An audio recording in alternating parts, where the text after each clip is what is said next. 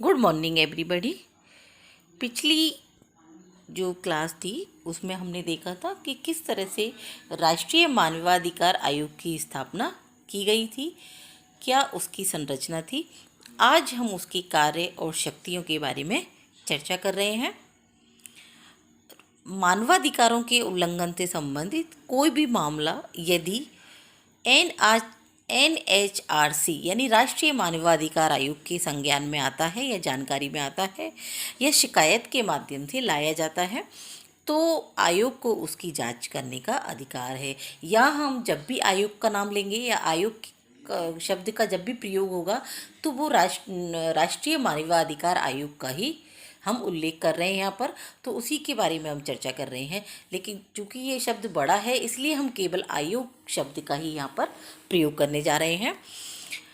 आयोग के पास मानवाधिकारों के उल्लंघन से संबंधित सभी न्यायिक मामलों में हस्तक्षेप करने का अधिकार है। यानी जो भी ह्यूमन राइट से संबंधित मामले होंगे, उनके उल्लंघन से संबंधित जितने ही मामले होंगे, उन मामलों में हस्तक्षेप करने का अधिकार आयोग के पास है। आयोग किसी भी जेल का दौरा कर सकता है और जेल में बंद कैदियों की स्थिति का निरीक्षण और उसमें सुधार के लिए सुझाव दे सकता है, क्योंकि आयोग को यदि ये लगता है कि जेल में बंद जो कैदी हैं उनके मानवाधिकारों का उल्लंघन हो रहा है, यानी उनके मानव अधिकार जो है सुरक्षित नहीं है, तो वो उनमें सुधार के लिए जो जेल के निरीक्षक होते हैं, वो जेल के जो प्रहरी होते हैं, निरीक्षक होते हैं, उनमें उनको सुझाव दे सकते हैं, सलाह दे सकते हैं। आयोग संविधान या किसी अन्य कानून द्वारा मानवाधिकारों को बचाने के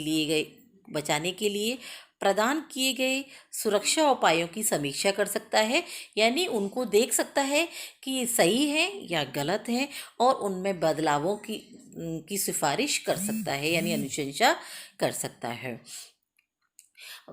मानवाधिकार आयोग मानवाधिकार के क्षेत्र में अनुसंधान का काम भी करता है, यानी रिसर्च करते रहते हैं, नई नई खोज भी करते रहते हैं कि कहीं जो भी कानून है या जो भी नियम है उनके द्वारा या फिर आयोग के द्वारा किए जा रहे किसी कार्य से जो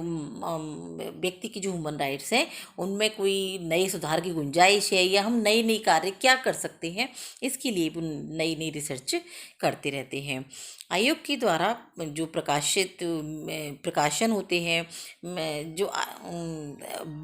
आयोग जो है, जो नए नए प्रकाशन होते हैं, मीडिया होता है, सेमिनार होते हैं और जो अन्य माध्यमों से समाज के विभिन्न वर्गों के बीच मानवाधिकारों से जुड़ी जानकारी का प्रचार करता है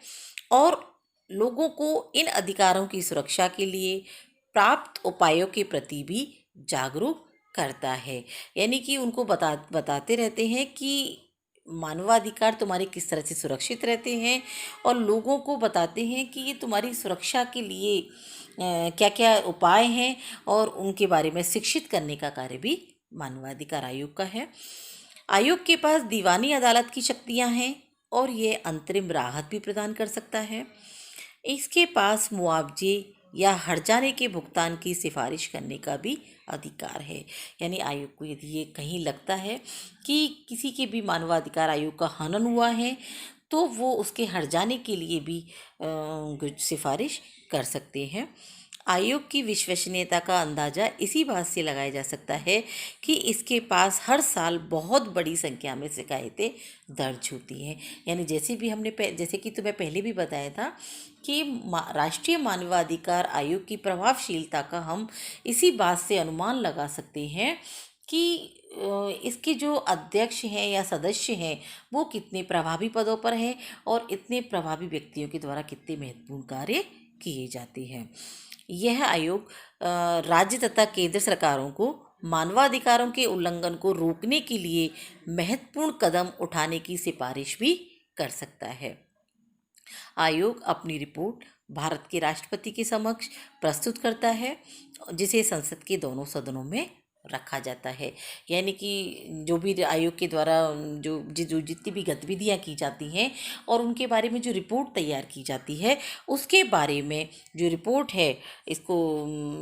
राष्ट्रपति के समक्ष प्रस्तुत करते हैं, जिसे बाद में संसद के दोनों सदनों में प्रस्तुत किया जाता है। अब आता है राष्ट्रीय मानवाधिकार आयोग की सीमाएं, यानी इसके कार्य और शक्तियों के बाद हम देखते हैं कि इसके अधिकार तो इनको हैं, लेकिन कुछ इनके ऊपर सीमाएं भी लगी हुई हैं, कुछ लिमिटेशंस भी हैं, जिनसे कि राष्ट्रीय मानवाधिकार आयोग एक निर्भीक रूप से, या कह सकते हैं कि बिल्कुल अतिवादी रूप लेकर के ये अपना कोई कार्य ना कर सके, यानी अराजकतावाद की स्थिति ना हो। तो इसकी जो पहली सीमाएं हैं कि आयोग के पास जांच करने के लिए कोई भी विशेष तंत्र नहीं है। अधिकतर मामलों में ये संबंधित सरकार को मामले की जांच करने का आदेश देता है, यानी इसके पास जो अध्यक्ष और सदस्य तो हैं, लेकिन इनके पास काम करने के लिए बहुत बड़ा जो तंत्र की आवश्यकता होती है, मैनुअल पावर की आवश्यकता होती है, वो नहीं है। इसी कारण से ये जांच करने के लिए अधिकतर मामलों में सरकार को आदेश देते हैं, जिसके कारण कि कई बार जांचों में निष्पक्ष जांच नहीं हो पाती है। पीड़ित पक्ष को व्यावहारिक न्याय देने में असमर्थ होने के कारण भारत के पूर्व अटार्नी जनरल सोलो सोराबजी ने इसे इंडियाज टीजिंग इल्यूशन की संज्ञा दी है। आयोग के पास किसी भी मामले के संबंध में मात्र सिफारिश करने का ये अधिकार है। वह किसी भी निर्णय को लागू करने के लिए किसी को बाध्य नहीं कर सकता है, क्योंकि हमने जब इसकी शक्तियों को देखा तो हमने ये देखा था कि अधिकतर मामलों में इनके पास केवल सिफारिश करने का अधिकार है, ना कि उसके किसी भी डिसीजन को लागू करने के लिए बाध्य नहीं कर सकते। कई बार जो धन की अपर्याप्तता है वो भी आयोग के कार्य में बाधा डालती है, क्योंकि कोई भी कार्य को करने के लिए धन जो है वो सबसे अहम भूमिका निभाता है, और ये धन हमारे पास ना हो तो किसी भी कार्य को हम पूरी तरह से सफल कार्य की श्रेणी में हम नहीं रख पाते हैं। तो वो धन की अपर्याप्तता इनके काम में बहुत बड़ी बाधा है।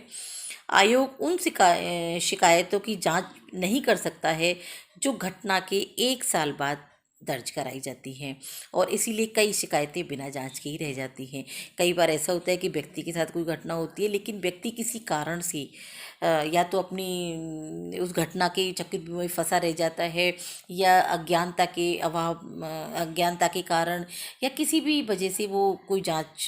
की शिकायत नहीं कर पाता, और वो बाद में शिकायत करता है, तो 1 साल के बाद उस घटना के ऊपर जो आयोग है वो कोई भी कार्यवाही नहीं कर सकता है, और वो जो कोई भी जांच नहीं हो पाती, इसलिए वो जो घटना है या जो संबंधित व्यक्ति है उसको न्याय नहीं मिल पाता है। अक्सर सरकार या तो आयोग की सिफारिशों को पूरी तरह से खारिज कर देती है, या उन्हें आंशिक रूप से लागू किया जाता है, क्योंकि आपने बताया था कि आयोग के पास अपना कोई तंत्र नहीं है, इसलिए या तो वो कोई भी जो डिसीजन है, जो आयोग सरकार को सिफारिशें देता है या सलाह देता है, तो उनको या तो पूरी तरह से खारिज कर देते हैं, और यदि उनको मानते भी हैं तो बहुत थोड़ा सा उसका भाग मान लिया जाता है, जिसके कारण कि वो प्रभावी ढंग से अपना कार्य नहीं कर पाता है। अब है राष्ट्रीय मानवाधिकार आयोग केंद्र सरकार से किसी भी प्रकार की सूचना नहीं मांग सकती, जिसका सीधा सा अर्थ ये है कि उन्हें केंद्र के तहत आने वाले सशस्त्र बलों की जांच करने से रोका जाता है, यानी कि जो सेंट्रल गवर्नमेंट है उससे संबंधित जो मामले होते हैं उनकी वो जांच नहीं कर सकता है, क्योंकि वो केंद्र सरकार को किसी भी तरह से सीधे जांच करने का अधिकार नहीं दे सकता है, तो या फिर उनसे सूचना नहीं मांग सकता है। तो इस तरह से जो भी सेंट्रल से रिलेटेड मामले होते हैं उनमें कोई डिसीजन नहीं हो पाता है। और केंद्रीय सशस्त्र बलों के संदर्भ में राष्ट्रीय मानवाधिकार आयोग की शक्तियों को काफ़ी सीमित कर दिया गया है। तो इस तरह से हम देखते हैं कि जो भी इस शक्तियां हैं वो इतनी ज़्यादा प्रभावी नहीं रह जाती हैं। तो आज हमने राष्ट्रीय मानवाधिकार आयोग के जो शक्तियां हैं और इसकी सीमाओं के बारे में देखा। अब हम देखते हैं कि इसके क्या सुझाव हैं, क्या प्रभावी रूप से कार्य करने के लिए कुछ सुझाव भी दिए जाते हैं, तो उनके बारे में हम देखते हैं कि आयोग को सही मामलों में मानवाधिकारों के उल्लंघन का एक कुशल प्रहरी बनाने के लिए उसमें सुधार करने की आवश्यकता है, जिसमें सरकार द्वारा आयोग के निर्णयों को पूरी तरह से लागू करके उनकी प्रभावशीलता में वृद्धि की जा सकती है। यानी जो भी आयोग डिसीजन थे उसको सरकार को पूरी तरह से मानना चाहिए। इसकी संरचना में भी परिवर्तन करने की आवश्यकता है। इसमें आम नागरिकों और सामाजिक संगठनों के प्रतिनिधियों को भी शामिल किया जाना चाहिए। हमने देखा था कि इसकी संरचना में केवल प्रभावशाली जो बहुत बड़े बड़े पदों पर जो बैठे हुए व्यक्ति हैं वही शामिल हो सकते हैं। तो आम नागरिक को और जो भी सामाजिक संगठन है उनके प्रतिनिधियों को भी शामिल करेंगे तो वो जनता की समस्याओं को या आम आदमी की समस्याओं को अच्छी तरह से समझ पाएंगे। और इसकी जांच के लिए जो उचित अनुभव वाले जो कर्मचारी हैं उनका एक नया कैडर तैयार करना चाहिए ताकि सभी मामलों की जांच की जा सके। भारत में मानवाधिकार स्थितियों को सुधारने और मजबूत करने के लिए राज्य भी करता हूँ और गैर राज्य भी करता हूँ, यानी सरकारी एजेंसियाँ और प्राइवेट एजेंसियां दोनों को ही मिलकर के एक साथ कार्य करना होगा। यानी कि राष्ट्रीय मानवाधिकार आयोग बहुत प्रभावशाली रूप में कार्य करता है, लेकिन फिर भी इसके साथ में उसको और ज़्यादा प्रभावी रूप से कार्य करने के लिए सरकारी एजेंसियां और प्राइवेट एजेंसियां दोनों मिलकर के ही कार्य करना होगा। और वर्तमान में जो इसके प्रमुख जो राष्ट्रीय मानवाधिकार आयोग के अध्यक्ष हैं वो हैं सर्वोच्च न्यायालय के जो रिटायर जस्टिस हैं HL दत्तू। ये इनके जो अध्यक्ष हैं आयोग के और बहुत प्रभावशाली रूप से ये कार्य कर रहे हैं।